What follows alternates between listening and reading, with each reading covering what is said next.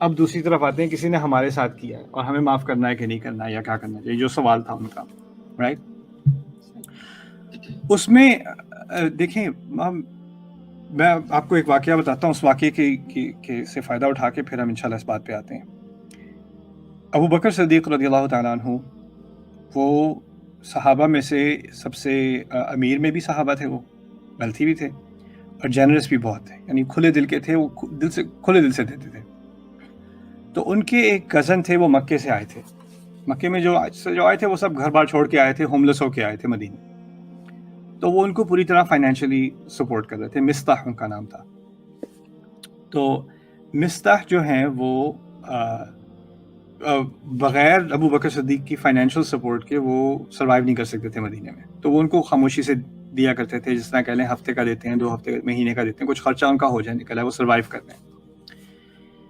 پھر مدینے میں عائشہ رضی اللہ تعالیٰ عنہ کے بارے میں، ہماری بی بی عائشہ کے بارے میں ایک افواہ پھیلائی گئی کہ انہوں نے شادی کا احترام نہیں کیا، بدکاری کی، اس طرح کی ان کے بارے میں بہت غلط باتیں کی گئیں، اور طرح طرح کی اس کی جو ہے ورژنز جو ہے وہ مدینے میں پھیلائے گئے. وہ مستح کے کان میں بھی پڑے. اب عائشہ ابو بکر رضی اللہ تعالیٰ عنہ کی بیٹی ہیں اور رسول صلی اللہ علیہ وسلم کی بیوی ہیں اور ہماری ماں ہیں. تو 3 رشتے بنتے ہیں اور ہیں بھی ابو بکر صدیق، یعنی ان سے زیادہ کون رسول سے محبت کرے گا صلی اللہ علیہ وسلم. جو چیز ہمارے نبی کو تکلیف دیتی ہے وہ انہیں تکلیف دیتی ہے، جو چیز میری بیٹی کو تکلیف دیتی ہے وہ مجھے تکلیف دیتی ہے.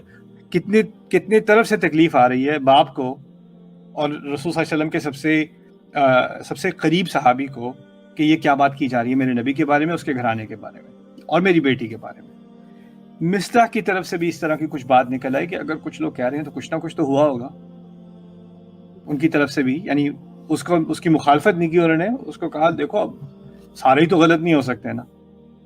اس طرح کی کچھ بات ان سے بھی نکل آئی. ابو بکر صدیق جو ہیں ان کو اتنی تکلیف پہنچی کہ میں نے اس کو سپورٹ کیا، میں نے اس کے ساتھ اس کی مدد کی، فیملی ہے میری اپنی اور جانتا ہے میری بیٹی کو شروع سے، اور اس نے ایسی بات کر دی. کیسے اس نے ایسی بات کر؟ اور یہ ریالٹی ہے ہماری فیملی میں. آپ کبھی حیران ہوتے ہیں کہ آپ تو مجھے ساری زندگی جانتے تھے، آپ نے میرے بارے میں ایسے بات کیسے کر؟ آپ کو تو بہتر پتا ہے، آپ نے کیسے کہہ دیا؟ اور کبھی کبھی غلطی سے کچھ لوگ ایول ہوتے ہیں اور کچھ لوگ غلطی سے بھی کبھی اس چیز میں پڑ جاتے ہیں اور کچھ بات کہہ دیتے ہیں جو انہیں نہیں کہنی چاہیے تھی. ٹھیک ہے، لیکن رب قول اشد من صول، کبھی کبھی بات ایسی ہوتی ہے جو پٹائی سے زیادہ تکلیف دیتی ہے، مار سے زیادہ تکلیف. ایسی بات تو بہت گہرا اس کا زخم ہوتا ہے. تو ابو بکر صدیق نے پھر فیصلہ کیا کہ وہ جو ان کا وہ نان نفقہ دیتے تھے مہینے کا وہ بند کر دیں گے. یعنی ان کے بڑی دلی ہے کہ انہوں نے جا کے ان پہ حملہ نہیں کیا، ان کو مارا پیٹا نہیں یا کچھ کوسا نہیں، بس یہ کہا کہ بس میرے دل میں اتنا ہے کہ میں اس کو اب دے نہیں سکتا، مانتا نہیں دل. تو پھر بعد میں آیات آئیں عائشہ رضی اللہ تعالیٰ عنہ کی جو معصومیت ہے اس کو ثابت کرنے کی، سورۃ النور میں آیات آئیں. اور پھر ان آیات کے بعد کچھ آیات آئیں جس میں انڈائریکٹلی اشارہ ہے ابو بکر صدیق کی طرف اور اس واقعے کی طرف.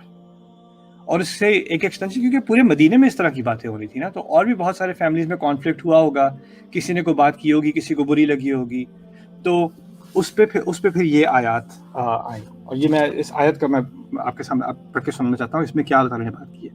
یہ ہے آیت نمبر 22، آیت نمبر 22 ہے، سورہ ہے یہ سورہ نمبر 24 22. اوکے. وَلَا يَأْتَلِ أُولُو الْفَضْلِ مِنْكُمْ وَالسَّعَةِ أَنْ يُؤْتُوا أُولِي الْقُرْبَى وَالْمَسَاكِينَ وَالْمُهَاجِرِينَ فِي سَبِيلِ اللَّهِ، کہ جو لوگ جن لوگوں کے پاس فضل ہے، یعنی اللہ تعالیٰ کی طرف سے ان کو ایک خاص انعام دیا گیا ہے، اوروں سے زیادہ دیا گیا ہے، وہ اپنے آپ کو پیچھے نہ روکیں، وہ پیچھے نہ ہٹیں.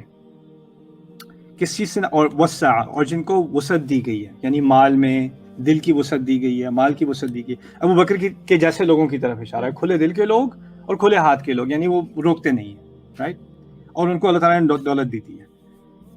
ان یؤتوا اولی القربى والمساکین والمہاجرین فی سبیل اللہ، وہ اپنے آپ کو نہ روکیں دینے سے، کن کو؟ قریبی رشتہ داروں کو، مسکینوں کو اور مہاجرون کو جو اللہ کی راہ میں ہجرت کر کے آئے ہیں. اشارہ کس کی طرف ہے؟ مستح کی طرف، لیکن کھل کے سب کے بارے میں بات کرتی. لیکن مستح کی جس وجہ سے روکا تھا اس کا کوئی ذکر نہیں ہے. روکا کیوں تھا؟ انہوں نے جو غلط بات کی تھی، اور غلط بات پہ تو پوری 10 آیات پہلے آ چکی ہیں، اور اللہ تعالیٰ کی طرف سے جو پکڑ ہے وہ آپ اندازہ نہیں کر سکتے کیسی ہیوی باتیں اللہ تعالیٰ نے کی ہیں. اللہ تعالیٰ نے کہا وَتَحْسَبُونَهُ هَيِّنًا وَهُوَ عِندَ اللَّهِ عَظِيمٌ، تم سمجھتے ہو چھوٹی بات ہے، اللہ کے ہاں بہت عظیم بات ہے. تو ابو بکر کو جتنی عظیم لگی اس سے کہیں عظیم اللہ تعالیٰ کو لگی، ان کو رضی اللہ عنہ کو جو لگی اللہ کو اس سے کہیں زیادہ بری لگی. یہاں تک کہ قرآن میں تو اور جگہ اور حدیث میں بھی آتا ہے کہ رسول صلی اللہ علیہ وسلم کعبے کا ہم کتنا احترام کرتے ہیں. کعبے کی طرف رخ کر کے رسول صلی اللہ علیہ وسلم کہتے ہیں کہ ایک مومن کی عزت اللہ کے ہاں تمہاری عمرت سے زیادہ ہے. تو اب کسی کی جس طرح ہم کعبے کے بارے میں الٹی سیدھی بات کرنے کا گمان بھی نہیں کر سکتے، اس سے کہیں زیادہ ہمیں احتیاط کرنی ہوتی ہے کہ کسی مسلمان کی عزت کے بارے میں ہم کچھ بات کر دیں. اس سے بات یہ نکلتی ہے. یہاں پر اللہ تعالیٰ نے اپنے غصے کا تو پہلے اظہار کر دیا کہ تم لوگوں نے جو بات کی ہے اس پہ کتنا غصہ ہے، 10 آیات ہیں اس کے بارے میں. پھر یہ بات اب اس دوسری طرف آئے اور کہتے ہیں کہ جس کو آپ نے معاف کرنا ہے نا، اس نے یہ برا تو کیا ہے، لیکن کبھی ہم کیا سمجھتے ہیں کہ ایک برائی سے وہ پورا انسان وہ چلتی پھرتی برائی نظر آتا ہے. اس نے کبھی کچھ اچھا کیا ہی نہیں، اس میں کوئی اچھائی ہو ہی نہیں سکتی، اس نے حرکت کیسے کرتی، رائٹ؟ تو اللہ تعالیٰ نے کیا کیا، ان کی وہ کیوں مستحق ہیں کہ آپ ان کی مدد کریں. پہلے تو قریبی رشتہ دار ہیں، غصہ جتنا بھی آ جائے رشتہ تو نہیں ٹوٹتا. دوسرا وہ مسکین ہے، وہ بھی ایک حق ہے، مسکین کا حق بنتا ہے ہمارے دین میں. تیسرا وہ اللہ کے حبیب ہیں کیونکہ انہوں نے ہجرت کی اللہ تعالیٰ کی خاطر، والمہاجرین فی سبیل اللہ. اللہ نے کیا کیا، جس پر ابو بکر کو غصہ ہے رضی اللہ عنہ، ان کے بارے میں 3 چیزیں ہائی لائٹ کر دیں جن سے ان کی طرف دل نرم ہونا چاہیے کہ دیکھو اس نے غلطی تو کی ہے لیکن اس نے یہ بھی تو اچھا کیا ہے، یہ بھی تو اچھا کیا ہے، یہ بھی تو اچھا کیا ہے، اس طرح بھی تو مستحق ہے، اس طرح بھی تو مستحق ہے، اس طرح بھی مستحق. پھر کہتے ہیں فلیعفو. پھر لوگوں کو یہ ولیعفو جو ہے یہ امر کا صیغہ ہے، لیکن اس میں ہوتا ہے انکریجمنٹ. انکریجمنٹ کو اردو میں کیا کہتے ہیں؟ حوصلہ افزائی. تو حوصلہ افزائی کی گئی ہے، انکریجمنٹ کی گئی ہے کہ انہیں محبت سے معاف کر دینا چاہیے. یعنی ان چیزوں کا احساس لاتے ہوئے سامنے پیار سے معاف کر دینا چاہیے. اس میں بھی ایک بہت بڑی سائیکالوجی اللہ تعالیٰ نے ڈالی ہے اس آیت میں کہ انسان کسی کو دیکھتا ہے تو اس کی تکلیف دینے والی بات نظر آتی ہے، رائٹ؟ آپ کسی کی شکل دیکھیں، جو سب سے گندی بات اس نے کی تھی نا، وہ اس کا ریکارڈر پلے کرنا شروع کر دیتا ہے سامنے. اللہ تعالیٰ نے وہ ریکارڈر روک کے کہا ہے کہ ہو سکتا ہے کہ اس بندے نے ہمیشہ بری بات کی ہے، لیکن اگر اس بندے نے ساری زندگی اچھے کام کیے ہیں، اچھا تھا، اچھی تھی، لیکن پھر اس نے یہ ایک حرکت کی ہے، یہ ایک غلطی کی ہے، تو آپ اس کو دیکھتے وقت جو آپ فوراً ٹریگر ہو جاتے ہیں نا کہ اس کی غلطی یاد آ جاتی ہے، اس کو روک دیں اور جو اچھی چیزیں ہیں اس کو سامنے لے آئیں تھوڑی دیر کے لیے. غلطی ہوئی تو ہوئی. پھر آپ سوچیں کہ اگر مجھ سے بھی کبھی غلطی ہوئی ہے، آپ سے بھی ہوئی ہے، ہر ایک سے ہوئی ہے، اگر ہر کوئی انسان ہمیں دیکھنے لگے صرف ہماری غلطی کی بنیاد پہ، تو لوگ ہمیں کتنی حقارت سے دیکھیں کہ ہمارے اندر کوئی خیر نظر ہی نہیں. جو کچھ بھی اچھا کر لو، اچھے تو تم ہو ہی نہیں سکتے، اچھی تو تم ہو ہی نہیں سکتی، تمہارا کوئی امکان نہیں ہے، رائٹ؟ تو اس میں پھر انہوں نے جب ان چیزوں کو ہائی لائٹ کیا، پھر کہا وہ محبت سے معاف کر دیں، وَلْيَصْفَحُوا، اور وہ صفحے کو پلٹ دیں.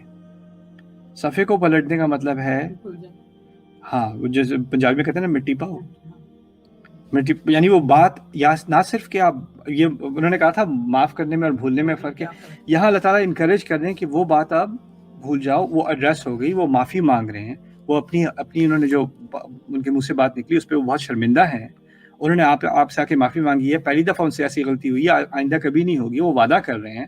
تو ایسا کرو کہ بار بار ان کو اس غلطی کا یاد دلانے کے بجائے اور خود کو یاد دلانے کے بجائے وہ صفحے کو پلٹ دیں.